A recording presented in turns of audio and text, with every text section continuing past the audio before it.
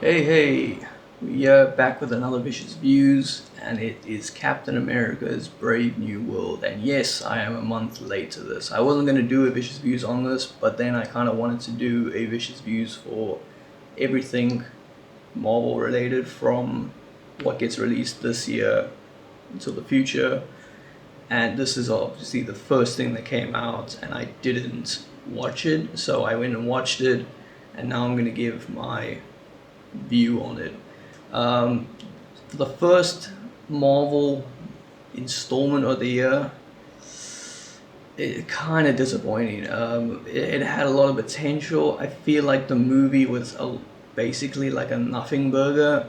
Not really much happens. It's a lot of talking. There's some cool scenes with the fighting with Captain America, but it's not the best movie, and not the best start. Even with the Hulk, the Red Hulk being like the teaser thing that it's gonna be in the trailer, he gets like a 20-minute fight scene and then that's it. And yes, I want to point out one thing is I saw some people saying, oh, he defeats Red Hulk too easily. I don't think that was the case. I think Red Hulk was kind of destroying him in a way, and I think he realized like, he can't fight it, which I do like because I did think at a point there was going to be him just absolutely annihilating the Hulk. Which, if we're going to be realistic about it, no Hulk should lose to Captain America. Well, the Falcon version of Captain America, because he doesn't have the superhuman strength that Steve Rogers had. So realistically, he should lose that fight 10 out of 10 times. So yeah, I do appreciate that they didn't make it that he was super strong. He was losing the fight. I felt like he was getting his ass kicked, and then he kind of just played on the emotions to try and get him to calm down, to get him to go back to being human. Who, if you didn't know who he was, you should know by now. The movie's been out for a while. It's the president of the United States of America, the same character that was against Bruce in the original Hulk movies. He becomes president, so he has a bit of a history with the Hulk. How does he become Red Hulk? They don't really explain it that well, but if you pay attention a little bit, there's these pills he takes, and there's a guy that's basically Brainiac. I try to look online. I can't figure out the character's origins, but I think it's Brainiac. It's basically was tampering with these pills, and slowly after a few years of taking these pills, it was laced with like Hulk DNA or something, which basically and ultimately turns him to Red Hulk.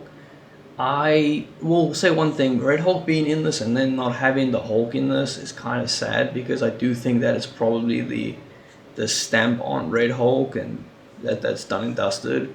If he does come back, that'd be weird, or maybe it'll be a different Red Hulk. But yeah, I don't really like that as much. I thought for sure we were going to see Bruce come in, kind of help out a little bit, but then again, it's Captain America movie, so they kind of want to make him a more dominant character. I will say, great actor. I love him. He does really well here.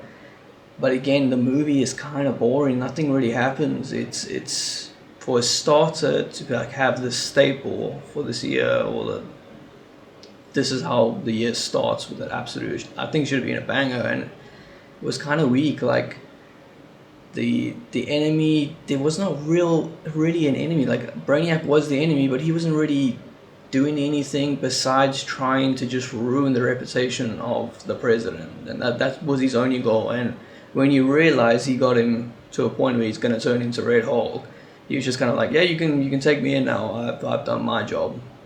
Yeah, that's it. I'm done.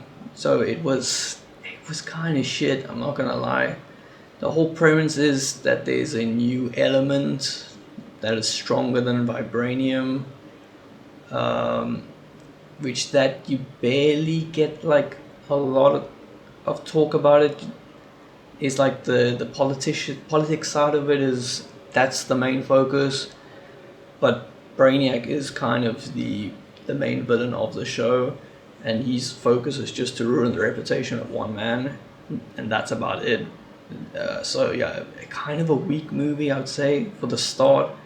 I didn't enjoy it that much. I thought it was quite boring. It took me 2 sittings to finish it.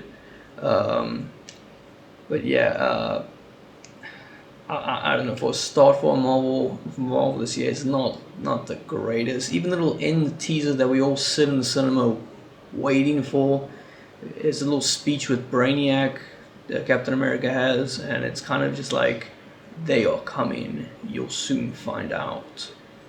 Who's they?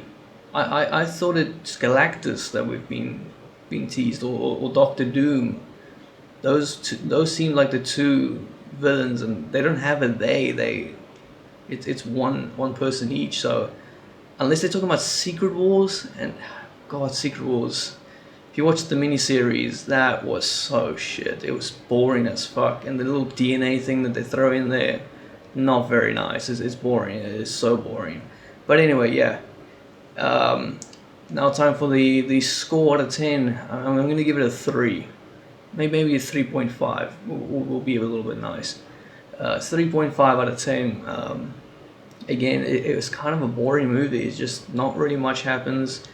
The coolest part is him fighting Red Hulk, and that only is about 15-20 minutes, and then that's done. So yeah, it's a bit of a nothing burger. I do hope that it improves, because the next thing is the Daredevil series, and I loved the original, so I hope they do well with this.